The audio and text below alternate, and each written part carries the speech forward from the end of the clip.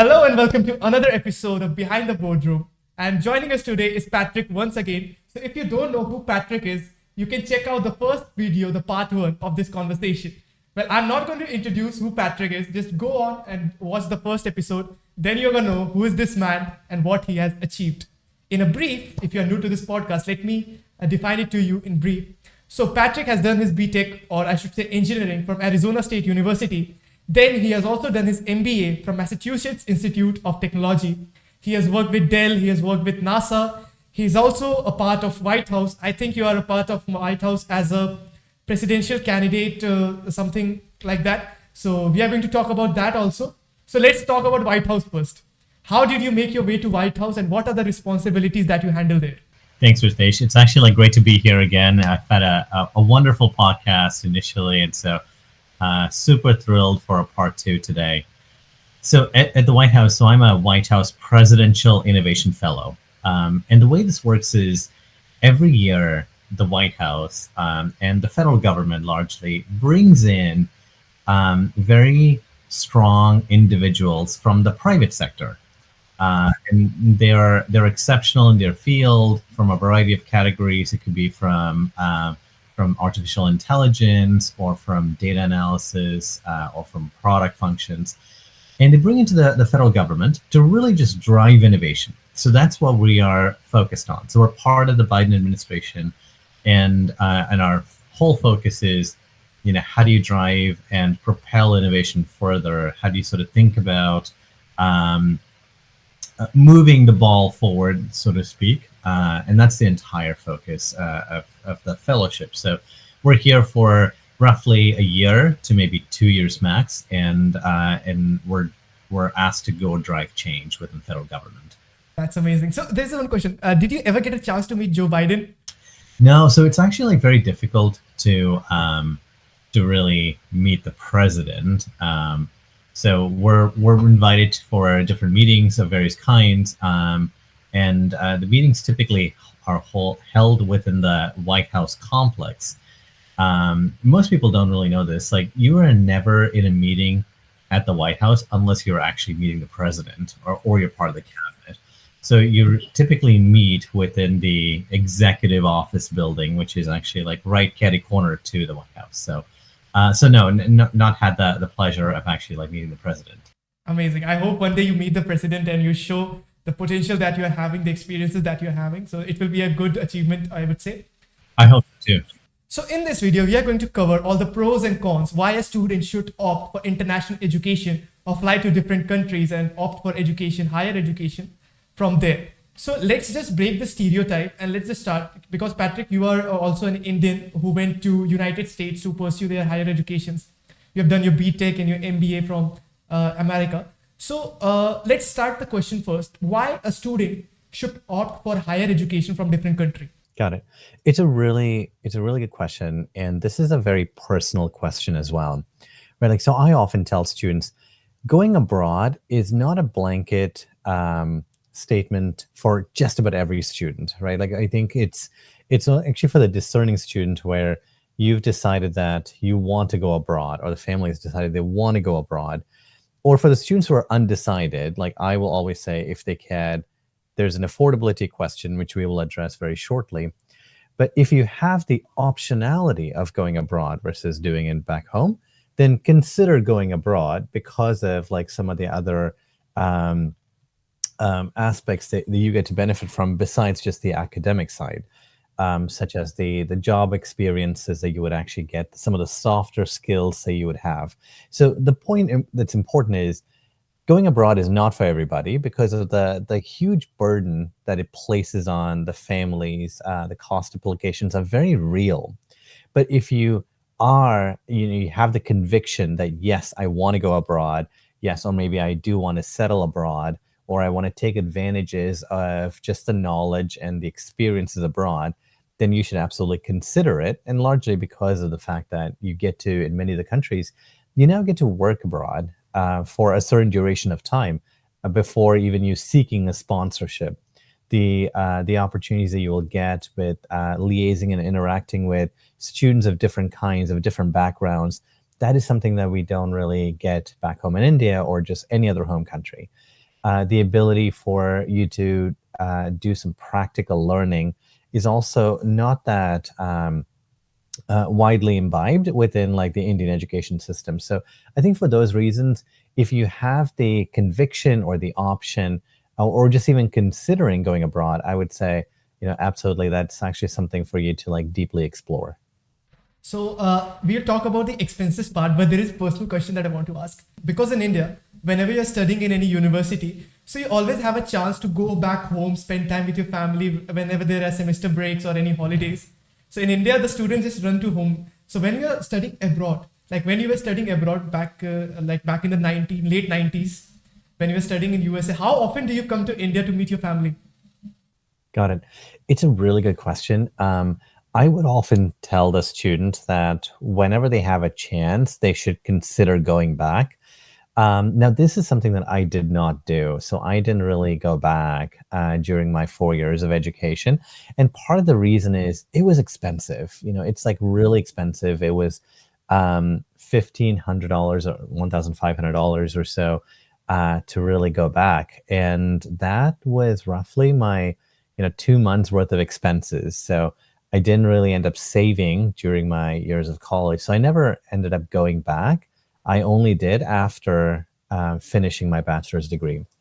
Now, that's not the right thing. I would think that there's probably a better way to do that. And I would suggest that students who come here, especially for the master's degree, it's a short period of time, right? Like you're here for 2 years, so you may not get the opportunity of going back. But if you're doing your bachelor's in the US or Canada, you definitely will have opportunities of going back. When you're doing here your master's degree, excuse me, and you're here for 18 months, 24 months, it's a very short duration, and you really want to maximize your opportunities. You really want to ensure that you're getting that summer internship, or you're ensuring that you've taken like an extra course, or you're doing a research assistantship with the professor. So all of those you're under a lot of pressure. So you may not get an opportunity to go back home, and that's okay. But if you do, let's say winter break is actually like great, even if it's a short 3-week break that you got, just going back would greatly provide that back home connection, which is probably a really good thing to have. So that was it. That's what I wanted to know, and I think most of the audience have asked me this question. Like, if you're studying abroad, what are the chances that you're going to make it home in the holidays? So I think that answers it. Let's come to another stereotype. That's one of the major problems why parents and even students don't opt to go abroad. Are the expenses? They think like it's going to be very expensive, like starting from the tickets, then taking admission, then the fees, everything combined. Then cost of living is also there. So there are a lot of factors. So how true is it? Yeah. So US, Canada, UK, Australia, they're all expensive, right? Like no matter if you're comparing it with the Indian education or just staying back in India, it's definitely more expensive. Now, the reason why students actually like struggle a lot when they come abroad to the US or Canada is because they haven't really thought about the full expenses. Now, they would have thought about what the tuition is, what I'm paying the university, the tuition and fees, and on all of that's taken into account. But the biggest factor that most students are not taking into account is the living expenses. So your rent, your food expenses, you're in a completely new space, right? So you will not have had an ability to adjust. So these are expenses that you haven't really considered. And that takes a toll on the students. So they often have to then go work somewhere on campus to really meet those expenses. And that further adds pressure to their learning. So taking into account your living expenses is the single largest factor that determines whether the student is going to be successful in the US or Canada or just about anywhere, or whether they're going to actually have a little bit of a setback and struggles. And so this is one of the points that students don't. But let's actually say that you've taken that into account, right? Like, so, let's address the question of affordability. So, what can someone do so that they can pursue an education abroad, but at the same time not break the bank, so to speak? So there are 5 different options that a student has. Number one, universities offer scholarships. And whether or not like You may see like some place, oh, they don't really offer scholarships. Virtually every university will offer international student scholarships. Now, there's a high level of competition. The best part is, in most cases, students don't have to do anything additional. You just have to apply and you're automatically considered. For a master's education, you just need to have a really good GRE score and maybe a decent bachelor's degree GPA. That's it. If with a good GRE score, yeah, so this is a great score. So in fact, I've just created a video on like what is a good GRE score and what's a and virtually every answer that you've heard about what a good GRE score is probably wrong.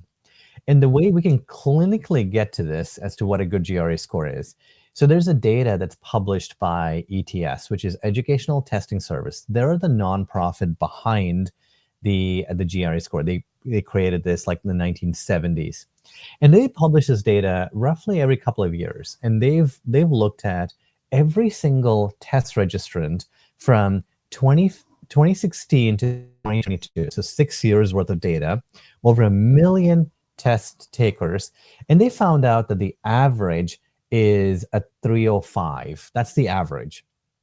So 305.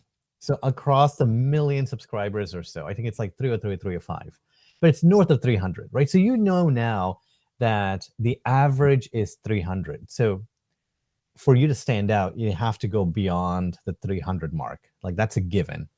Now let's actually like,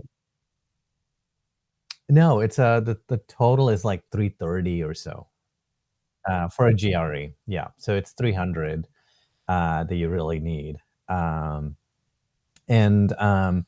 so then most people will think it's your total score, but that's not really it. So there are two sections. There's your verbal and there's the math side of the equation. And so it's always about the composite scores that they really look at. You know, what have you scored in your verbal and what have you scored in your quantitative? And each part, so forgive me, I misspoke. The total you can get in your GRE is 340 because you can get a 170 in each. So 340 is really your top score. So in your verbal, you need to actually like get an 80th percentile or greater. And same thing in the quant, you need your 80th percentile or greater.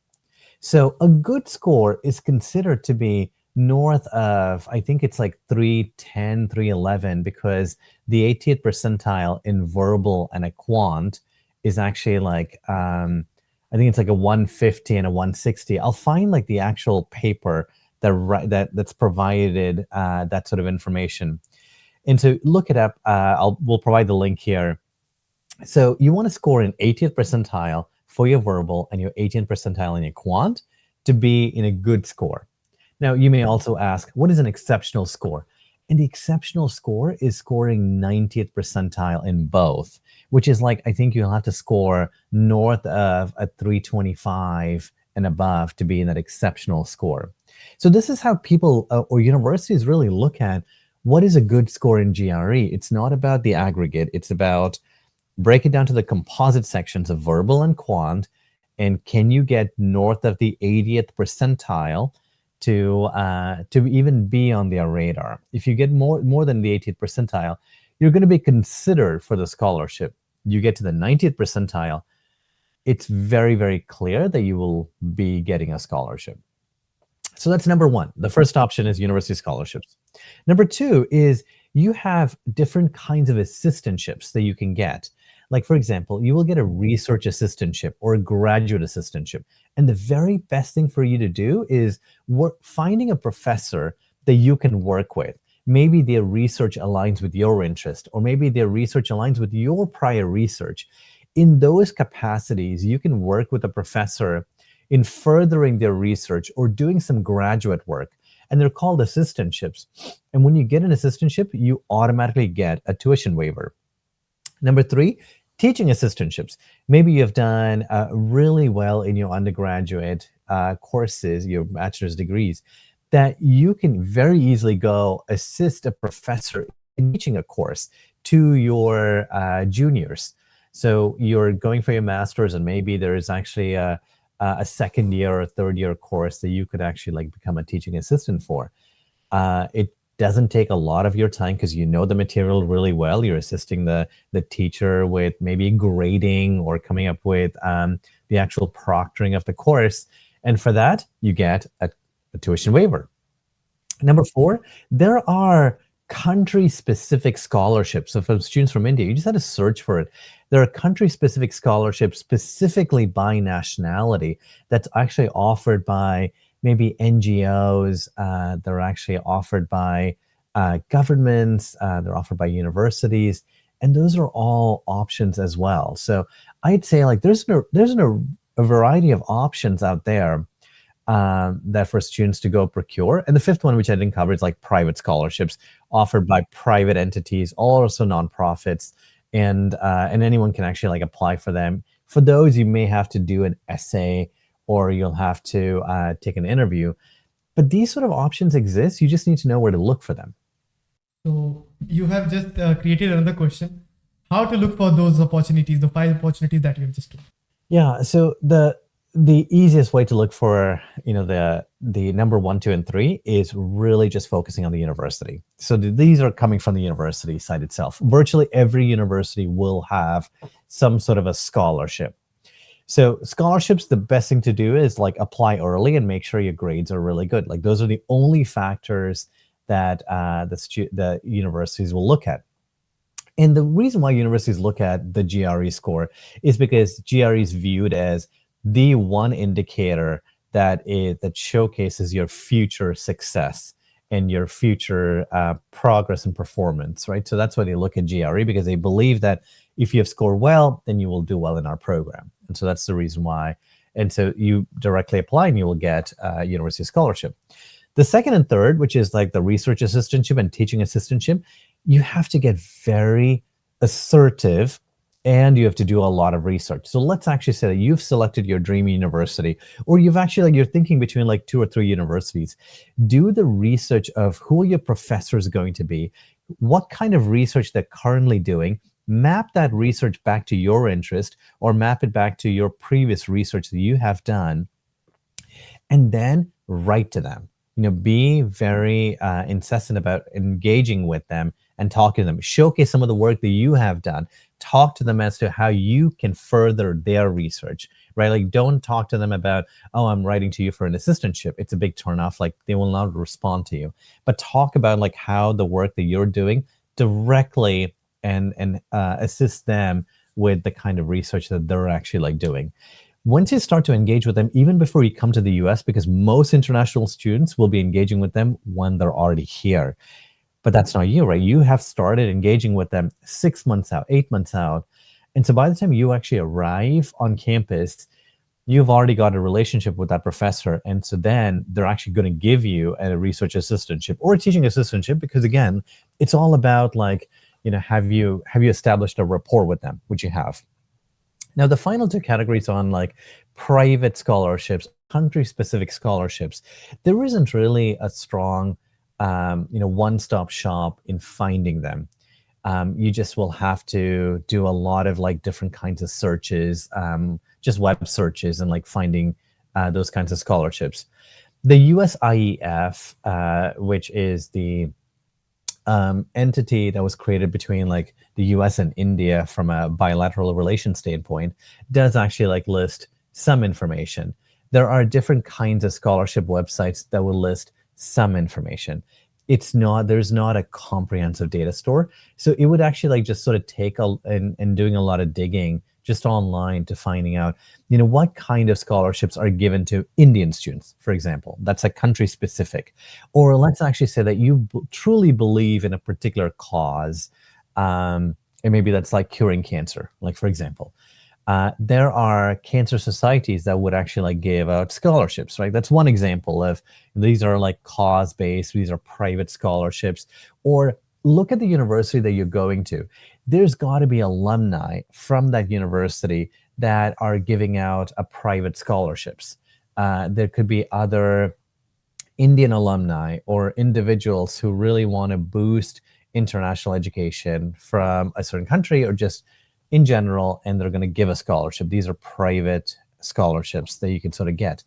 It may not cover your entire tuition because these private scholarships are general. Like they don't have any specificity about a specific university. So it may not cover your entire tuition, but it's still something that you're benefiting from. So you just need to really know where to look for these. Okay, so I think we have covered the section how to look forward, and I guess you have literally broken down the entire path how we can look forward to affording the college fees and also the cost of living which is there. There is one more thing that a lot of people have asked me, because your accent is so natural. Like if someone is just hearing you without looking at the video, they cannot differentiate whether they are talking to a US citizen or an Indian. So they have asked me, do you speak Hindi? So I speak Malayalam really well, which is my mother tongue. I can speak Hindi a little bit because you study CBSE, right? So then you learn Hindi. So I can speak Hindi to a certain extent. Like if you drop me into Delhi and Mumbai, I can speak Hindi, but then it's like someone from the south speaking Hindi. It's not going to be like the accent's not going to be perfect, and like the language construction is not going to be great, but I can get by. And I can speak. Like people have been telling me that when I put these videos out, that I should speak in Hindi as well. But my Hindi is sort of broken and I'm a little shy as well. So that's why I've not been doing any Hindi videos. Yeah, understandable. It's completely understandable. So let's talk about one more stereotype. Like you went to America back in the late 90s. So at that time, what was the challenge being an Indian in a foreign country in US? So what was the initial challenges that you faced? Yeah, so I think like back then, like 23, 4 years ago, right? Like the amount of opportunities that international student has or had at that time was actually quite minimal. Like there wasn't really too many international students, but at the same time, like there were, I think when I was graduating, 9/11 had just happened, so things were just actually very, very difficult for international students to find jobs. But right now, I think the juxtaposing to like the time from like 2 decades ago, right now is actually such a great time to go abroad because one, universities really want international students. International education was not a really big thing. There wasn't really very many international students. So the kinds of programs, internships, CPT, which are curricular practical training, again, opportunities for you to work at US companies, those were far and few between. There weren't very much. The onus was actually on the student to really finding them, getting a full-time job for your H-1B employment wasn't really there wasn't really too many options of getting them.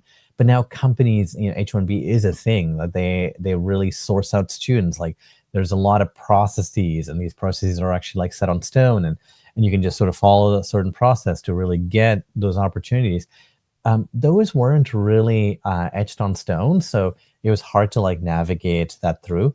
I remember like sometimes even like the career offices are not really equipped to dealing with questions of, I'm going to go on my OPT and these are the kinds of jobs I need. And so career services are focused on like the masses and mostly the American students. So we didn't really have the kinds of opportunities and also the information that we needed, right? Like right now, information's everywhere. Like I can search on YouTube and find other international students and what they have done. Like for us, this was like pre-YouTube. Access to, as I mentioned, like, YouTube and information was actually like very scarce.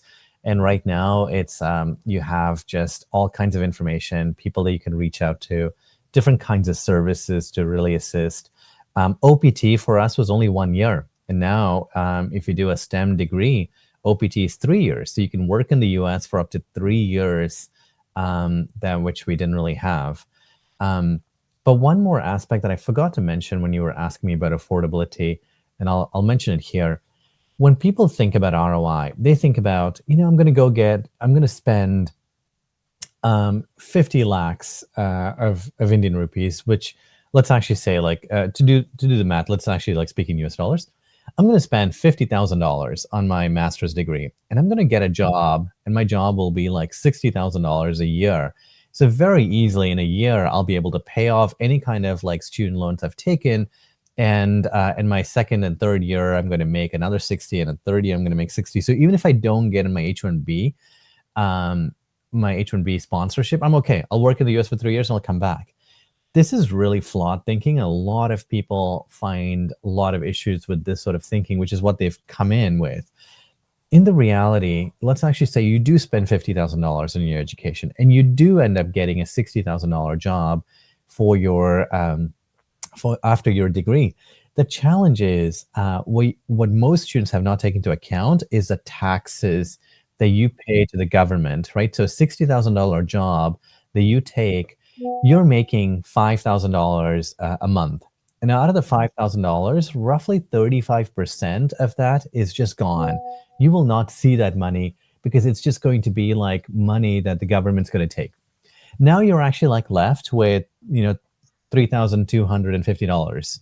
Out of that 3,200, you'll have to pay for rent. You'll have to pay like for your living expenses. You hopefully will have a car because you have to commute to work.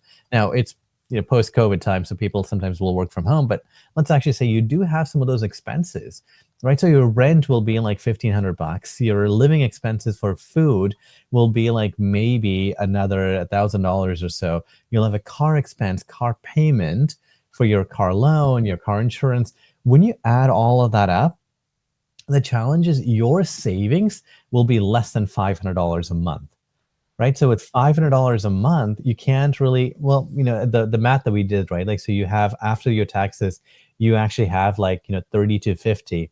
You pay $1,500 of that in rent. Now you're left with like $1,700. You pay another $1,000 for food expenses. You're down to like maybe $700, $750. You pay another $300 for a car and your car insurance and all of it. Now you're left with, again, like less than $500 a month. So if you have $500 a month that you're in savings, hopefully you want to send a little bit back home.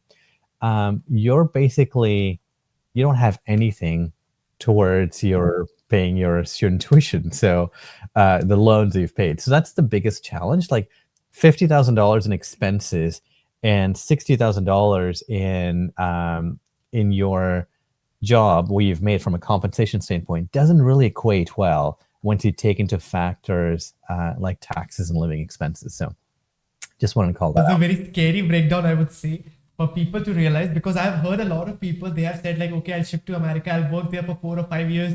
Then the money that I've saved, I'll bring it back to India, then start a business here. This is one of the common things that we have seen, and looking at the breakdown. So you, in order to just come to India, stay in India, and then go back to US, you have to save for at least 5-6 months. It would take some savings for sure. Unless, and this is the challenge, like what most people, all of us have is, like we're living off of credit cards, right? So people put money on credit cards and then you have a hard time paying it off because the biggest misconception is like you can come to the US, stay in the US for like, 3 or 4 years. But then it's possible. I'm not saying like it's not. It will take just a lot of struggles. No, you're not going to actually have a car. No, you will be cooking at home. Your rent will be very minimal. You'll have to live like a student. You're going to have a roommate. You're not going to, just because you're working, you can't go have an apartment by yourself. So those are all considerations you'll have to do. And with those considerations, yes, it's possible, but most of us struggle with it. And so that's just wanted to underscore the fact that, when people make these sort of decisions without fully understanding the harsh realities, when you sort of think about, I'm going to spend $50,000, but I'm going to get a $60,000 or $70,000 job, what you don't realize is all of the other expenses that you haven't taken into account. So it's going to be very, very difficult for you to save up to $50,000. You might be able to get there if you've spent 10 years in the US or so, or more.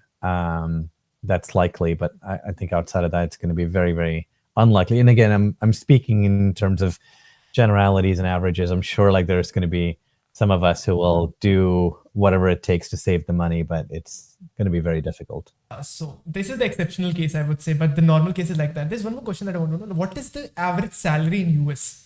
Yeah, great question. So there are 2 factors that sort of involved, and I encourage all of you to just sort of understand these 2 factors and do your own research here. Number 1 is your chosen field will actually like dictate what your average salary is. That's number one. And number two is your location. So virtually, there's not a parity here. So if I'm going to go get a job in New York versus I'm getting a job in Arizona, they're fundamentally different cities, and so your cost of living is different. So your salary is, you have to view, if someone tells you, oh, I've got a $120,000 job, the first question that I want you to ask them is, where is that based? Because that will then sort of tell you. In fact, there are even sites that'll help equate, what is the cost of living in New York versus the cost of living in Arizona, and then they would sort of equate the salaries. The third factor, which I didn't really talk about, is like the years of experience. So someone who's coming from India, worked took a degree in the U.S., and then eventually got a job. If they have, let's say, like 5 years of experience in India versus a fresher who just graduated and then came to the U.S., they would have a different scheme in terms of salary, maybe a little bit more, but not a whole lot more. And that's largely because experience that we get in home country sometimes doesn't get as valued as experience in the US or Canada. And that's the reason why there's a small delta, but not a super strong delta. So I would say, like, it depends largely on your education, your degree that you've chosen to get. So if I've chosen to get a computer science degree versus I've come in for, let's say, psychology, not that a lot of Indian students come for psychology, but effectively, you see the differences there and the cost of living. But I think it's actually like, let's actually say that you've chosen computer science, which is what most students will choose. And you're not going to work in, let's say, New York City, which again, or San Francisco. Like I'm taking out the two oddities out because they're like very, very expensive. I think it's actually like safe to say that you're probably going to make close to like $80,000 a year in today's market. And specifically because there's such a strong demand for computer science, data science, those sorts of skill sets. And you don't have to do like computer science, but you could actually you could get a master's in information management, or any kind of master's degrees that's got a data slant or a focus on data. Those jobs are also like very much in demand. So as a business analyst, data analyst, and I think those you'll probably make less than 80 though. I think those jobs you're probably looking at somewhere between like the 60s to the 70s. Again, this is like location agnostic. If you choose like some of the more expensive areas, then your salary is higher. But again, don't be fooled by that though. Like $120,000 job or $100K job in New York or California, you're probably going to end up making less because of just everything else is more expensive, right? Like, so you're paying much more in rent and much more in food expenses. And so therefore your net savings is going to be possibly lower than if you had taken the $70,000 job or $80,000 job in Arizona, for example. So if I have to say, tell me if I'm wrong, if I'm getting $120,000 worth of salary, either in California, San Francisco, or New York City, as compared to if I'm getting an $80,000 salary, whether it is Atlanta or I should say Arizona. So I'm getting a good job in Atlanta as compared to Silicon Valley or San Francisco. Yeah, your cost of living is going to be lower in some of the other markets for sure.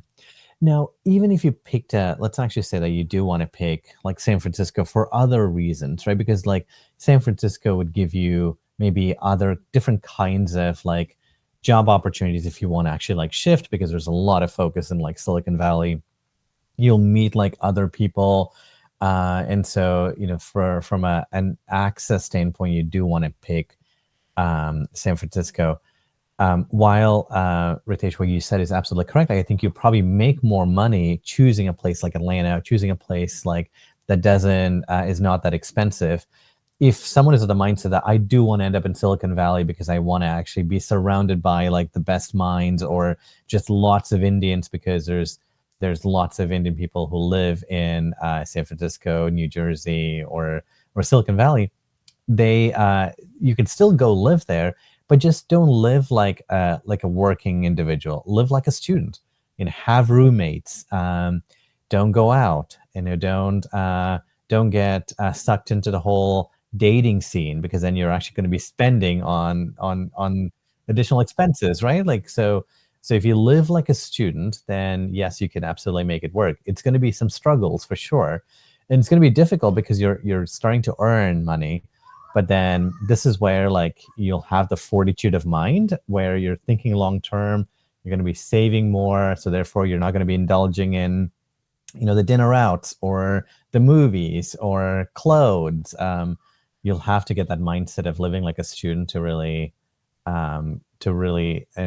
ensure like that your long-term goals are being met. Yeah, so I guess this is another problem that people should consider while living in. You have to maintain your expenses and try to save as much as possible. So that's the same scene exactly in India also. If I talk about India, so if you are living in some tier three cities, I would say in the small cities. So here you can just easily on a salary of 15,000 to 20,000 or even 25,000 considered as a good salary because you can easily maintain your expenses. You can also save something. But if you are moving to some tier one cities, metro cities like Bangalore, Delhi, Mumbai, if you're shifting there. So like 15, 20,000 is straight away going to your rents. And your food expenses will be different, your traveling expenses will be different. And then if you go out someday for lunch, movies, or even on a date, it's going to charge you a lot. So for that, you have to maintain, you must have a like 40 or a 40, 45,000 or above in order to have that lifestyle. So yeah, it's common, I think, across the globe. It depends on places to places, and the cost of living also comes to that consideration. So that's really important for people to understand. It's everything looks very good on the books. If I have to say, everything looks very easy, everything looks simple. But when you go out there are some hidden things that you can experience firsthand only. You cannot think about that. You're absolutely correct. And that's why like you have to have the internal conviction that you're not going to get sucked into chasing some of those bright lights, right? Like it's going to be very easy for you to get sucked into, the friend circle and therefore your expenses. And so, and that's why it's going to be difficult, right? Like this is why many of us struggle with it. And this is why it's not easy, but it's possible. But going into it with like eyes wide open is you'll be more cognizant of it versus like when you're completely unaware of it. So there is also a personal question that I wanted to ask. So you have done your BTech from Arizona State University, then also you have completed your MBA from MIT. So, and you have also spent like last 20 years in US. So I'll assume that you have a very healthy package right now. You're having a good life. So have you ever considered coming back to India and starting your business or some jobs here also? Yeah, in fact, like that's what the entire focus of American colleges, the social enterprise is about. So we have an office in my hometown. Like so when we decided that this is really what I wanted to do, I had to ensure like the setup of it was correct, right? Like so in the previous podcast, so the part one, we talked about when I had set this up, I had to ensure like we weren't really going to be taking a commission from universities because it wasn't student centric. And also we didn't really want to charge students like an amount of money because we could very easily have done that. We could very easily have become a very elitist coaching service where we can coach students to pursuing models like going into an MIT or getting into like a top tier university. But we didn't really want to do that either. So for that, we had to ensure that we had a strong backing, and therefore I had formed an alliance with the American Education Board. One, it establishes authenticity to it. So I was able to construct an economic model where we didn't really have to go and seek money from students or go and seek money from universities, because both of those would sort of kill the model that I'm trying to create. And then the second was, how do we give opportunities for just individuals in India? And so we started an office in India. And at that time, I was thinking about where should I start this office? And I'd previously done some work in Delhi, and I had some colleagues in Mumbai. And we were exploring both Delhi and Mumbai. And I decided to start the office in my hometown, which is actually like I'm from a very small village called Guruvayur in the Thrissur district in Kerala. And starting an office there was actually a pretty challenging task because you don't find talent there. Like you don't find talent in like, video production or digital marketing or content creation. Doesn't exist in our hometown, but we can train that. And so that was really just my opportunity of giving back, was finding, how do we create this office? How do we find talent? They wouldn't really have the right skill sets, but we could train those skill sets. So, so did that. And then also we have a small office in Dubai as well. Like there is one more question. It's a personal question I want to ask. So do you want to retire in US only and spend your retirement days in US, or you want to come back to India also? Yeah, great question. So, we have a home in India, in my hometown. I ensure that we come to India at least twice a year with my children. So, so I just want to make sure, like, because I think life is short. They have a chance to spend time with their grandparents, and soon the grandparents are going to go away as well. And so, to ensure like that's not the case, and they get as much time as possible, we come in the summertime, and we spend like 2 months here in India, and we go to like the different religious places and holy spots, and the kids get to spend time with their grandparents, which is actually sort of important. And then I take a visit to India sometime like in the December months. In fact, I was just in India, when we were doing our previous podcast, and I just traveled out. So I usually come like December or January timeframe. So I try and I'm in India more so. And then from a work standpoint, I try and come to India as often as I can. It's a really good question as to where will you spend the retirement. I'm hopeful that I can come retire somewhere in India, and live out the last of my time. But I'm hopeful to coming back to India. That's amazing. I'm pretty sure I'll be there in India to just have you back. And I just want, like, whenever you are in India, just please let me know. If I get to know, I'll love to meet you personally. Wherever you are, Sure. I'll just fly to your place. So for the audience, we have talked a lot about American colleges, and I'm pretty sure that you must be curious, like, what are the ways I can explore the university, the courses, and all the guidance. So let me tell you about American colleges. So Patrick here is the founder and CEO of American College, which is a non-profit organization. It doesn't charge you anything for the consultancy or the information. Everything is there for free. You can just go out there. So what are the ways you can find American colleges? Just go to Google and type www.american-colleges.com, and you will land to the website, and you can see Patrick's face right at the dashboard, all the front view. And you can also go to YouTube if you're looking for informations like this. So you can also go to YouTube and search American Colleges, and you can get the channel right away. And if you have any doubts, so Patrick is always there to help you out. If you're looking for one-on-one calls or any sort of a guidance or consultancy, American Colleges and Patrick will definitely help you out. And just again, I'll repeat it, it's a non-profit organization. So you feel free to ask any of your queries or whatever problems are there. And look, and you can go forward, explore the world and the education with the help of American Colleges. So I guess this was all about American Colleges. And I can also see we have also crossed this 50 minutes mark right now. So what do I propose, Patrick? Because I just didn't want to interrupt you. And this session was so informative. I guess not only the students, the parents would also watch it because they have their own curiosity to send their kids abroad and try opting for a higher education.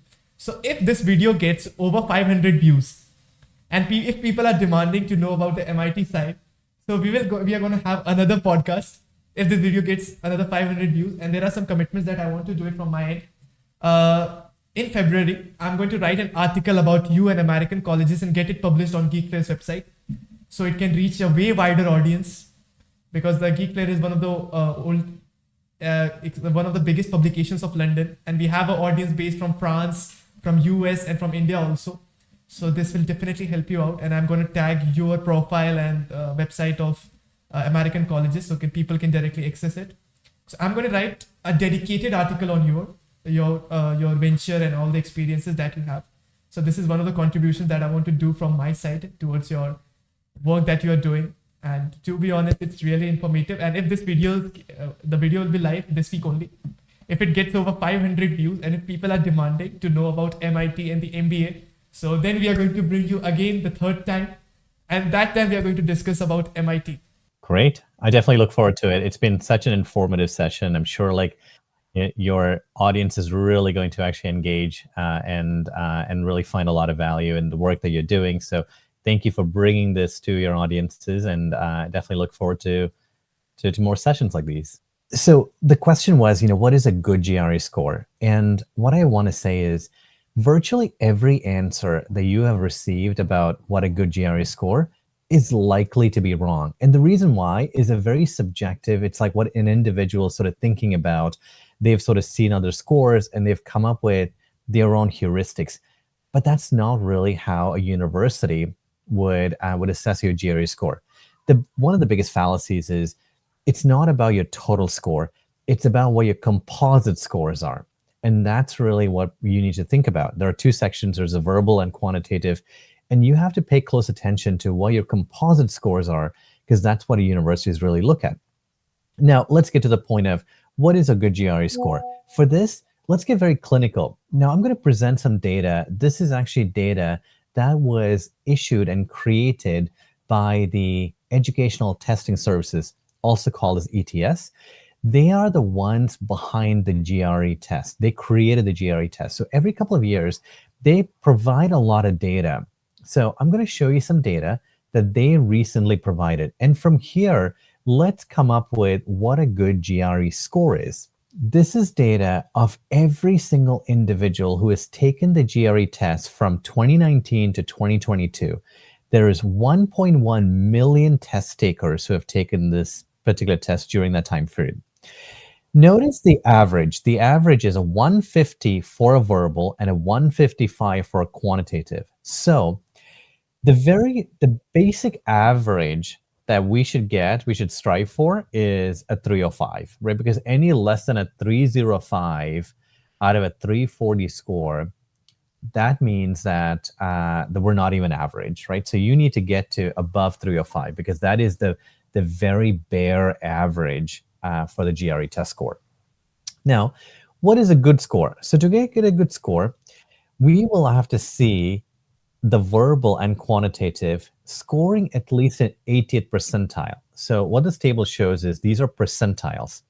So to get at least an 80th percentile in a verbal, so it's around here. So it's a 159 at the 80th percentile for a verbal, and a 166 for the quantitative. And again, you want to look at the verbal and quant separately, because that is actually like one thing that we're starting to see. Now, that means a 325, right? So 166 in quant and a 159 in a verbal is the 80th percentile. So to be considered for scholarships, you want to get to the 80th percentile. And therefore, the answer to our question, what is a good GRE score, is you want to get to a 325 plus. And again, this is how universities are looking at it. Now, what is an exceptional score? An exceptional score is if you can score the 90th percentile in both verbal and quant. So let's take a look at that. The 90th percentile would be, somewhere like a 162, because that's the 89th percentile. And the 90th percentile is actually a 169. So a 169 plus a 162, that's a 331. So a 330 and above, that's considered to be an exceptional score. So this is how you truly deduce, and this is how universities assess it. So a good score is not a 310. A good score is 325 plus. Hopefully this is actually clear now. That was Patrick once again for part 2. And Patrick, to be honest, this was a very informative video, and I'm pretty sure whether you are a parent or a student, this video will definitely help you out. Like, these are some of the information that you are not going to get on the internet. And if you're approaching some brokers out there, so I'm pretty sure they're going to brainwash you, which happens to a lot of them. And this is a real, I would say, this is a reality check that Patrick has just given us, whether it is expenses, whether it is scholarships, or whether it is job opportunities, or whatever things are there, which you haven't thought it yet in your mind. Everything looks good on the books, but when the reality hits, it's completely different. And I guess that's what Patrick had discussed. So for the audience, to be honest, we have just touched the peak of an iceberg. There are much more things that we can discuss. Like, there is MIT, there is NASA, and a lot of things are there. So if you want a part 3 with Patrick, tell me down in the comment section. And why do you want to hear more from Patrick, whether it is his MIT journey or the things that he has done in NASA, and what are the future plans that he's trying to aim right now. So if you're interested in knowing about that, tell us down in the comment section. Share this video as much as possible with your family, with your friends, if your relatives, anybody you know who wants to go abroad and pursue their studies. And if you guys demand, we are going to bring part 3 with Patrick. So Patrick, thank you so much for coming again to this podcast. And I'm pretty sure you're going to come again. This is not the last time we are discussing it. So looking forward to you, and thank you so much for coming to our podcast. Thank you, Ritesh. It's been such a pleasure to be here. You've got such insightful questions, and for all of you sort of listening in, it's been such a pleasure to actually like provide my insights. And international education is one that's riddled with different nuances and questions, and it's scary. But if you have the right conviction and if you're prepared, there are ways to make that a reality possible. And so looking forward to providing any assistance along the way. So that was Patrick. This is your host, Ritesh Shah, and this podcast was brought to you by Geekflare.com.